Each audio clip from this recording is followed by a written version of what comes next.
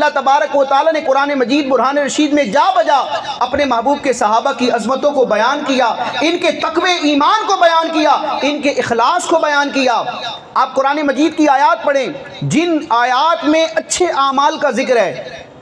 صدقہ کرنے کا، نماز پڑھنے کا، رب کی بارگاہ میں گریہ ازاری کرنے کا، مختلف مضامین پر مشتمل قرآن کی آیتیں ہیں،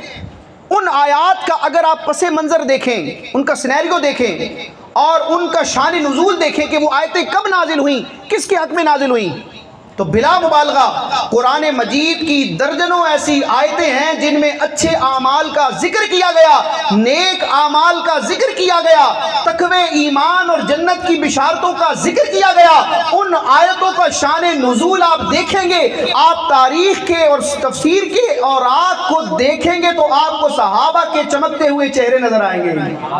کوئی آیت صدیق اکبر کی شان میں ہے، کوئی فاروق اعظم کی شان میں ہے، کوئی عثمان غنی کی شان میں ہے، کوئی حیدر کرار کی شان میں ہے۔ اللہ تعالیٰ نے اپنے محبوب کے صحابہ کو وہ رفعت عطا فرمائی کہ ان کی عظمت کے ترانے قرآن سناتا ہے۔